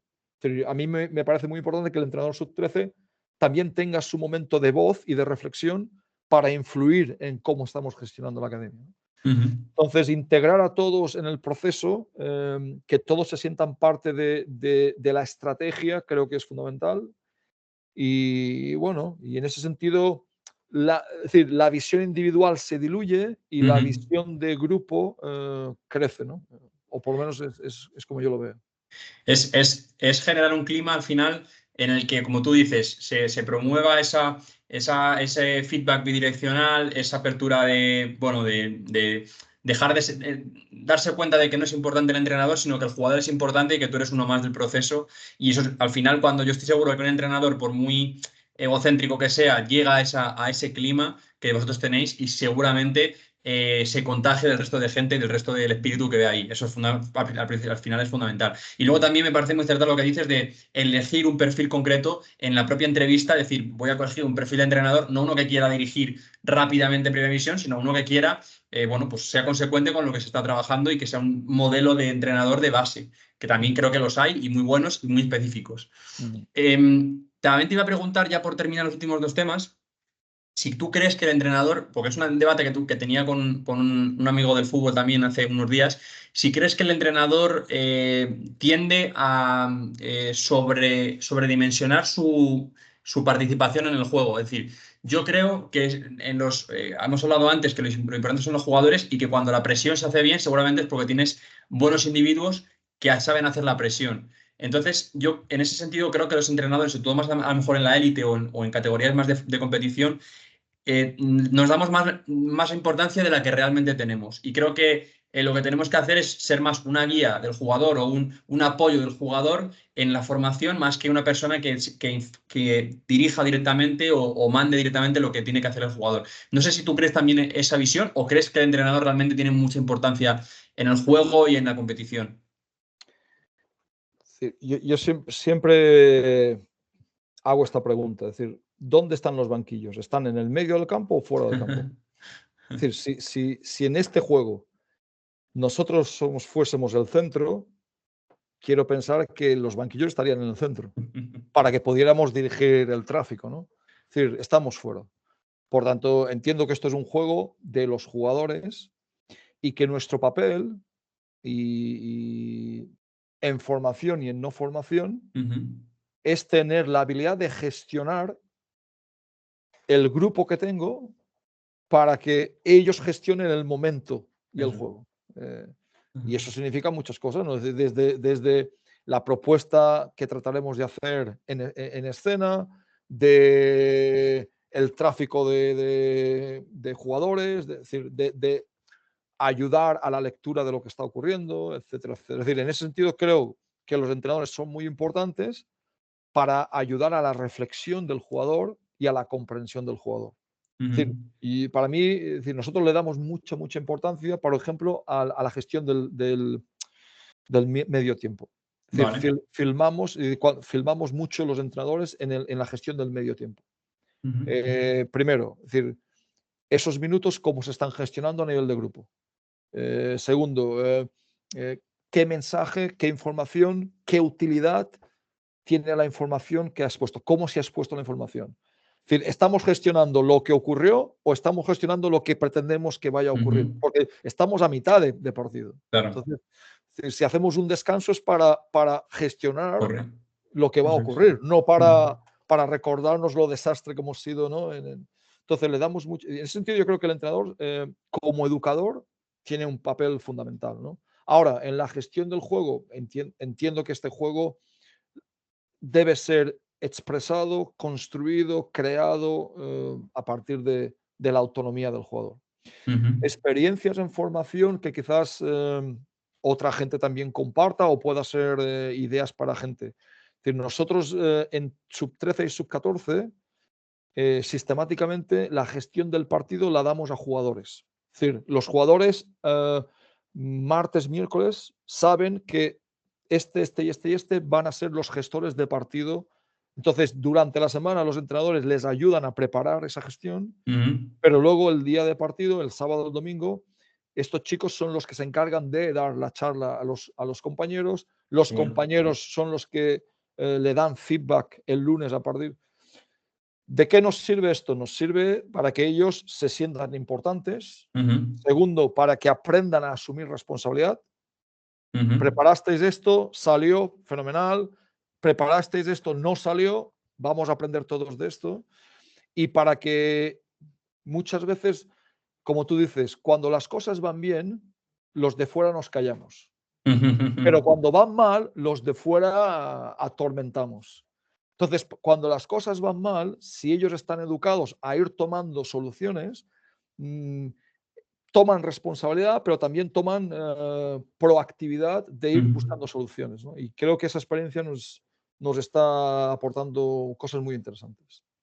Me parece muy guay lo que has expuesto. Además, estoy muy de acuerdo con lo que dices.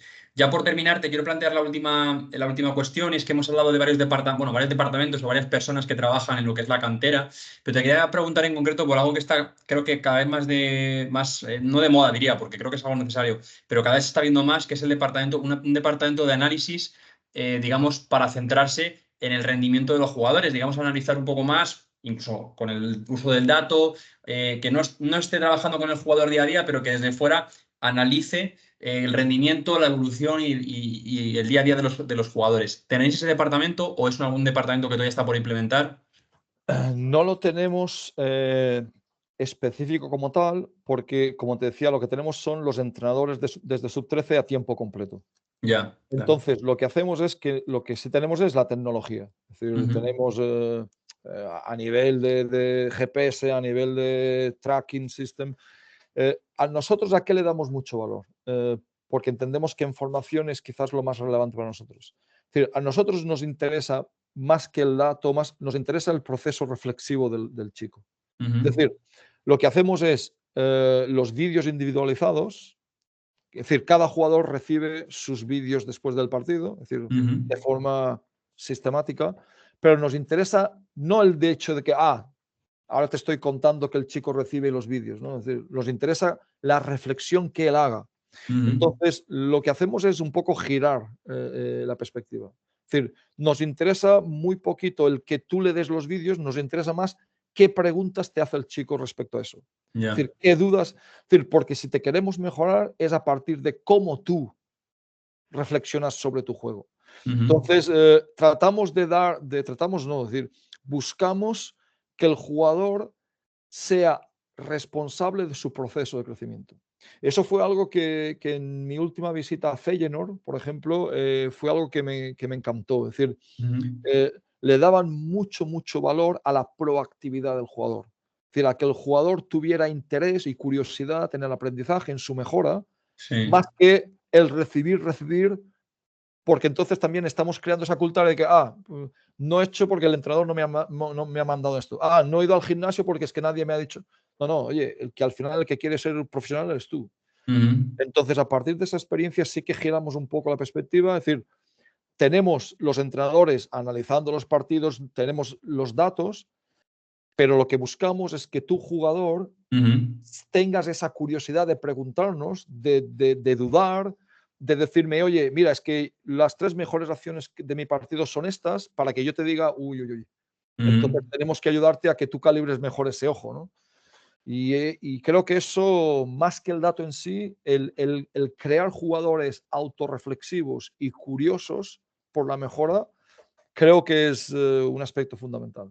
Sí, yo estoy de acuerdo con eso porque, de hecho, yo cuando he trabajado más en fútbol base, a mis jugadores, por ejemplo, cuando ya tenían cierta edad, no tenían a lo mejor esas herramientas, esos medios que tenéis vosotros, pero yo sí que siempre que he podido grabar los partidos y muchos entrenamientos, los he compartido con ellos, aparte del partido entero, y luego muchos de los jugadores les decía que me dijeran un poco su feedback de qué es lo que han visto bien, mal, y luego también les recomendaba a muchos jugadores que se viesen partidos más fútbol profesional, porque creo que al final entiendes comportamientos, modelos, sistemas, entiendes mucho más el juego cuando estás viendo a los que mejor lo ejecutan. Sí. Y yo intentaba buscar muchas herramientas. Y eso que dices de hacerles partícipes a jugadores de su formación, lo he hablado aquí alguna vez en el podcast con gente de metodología.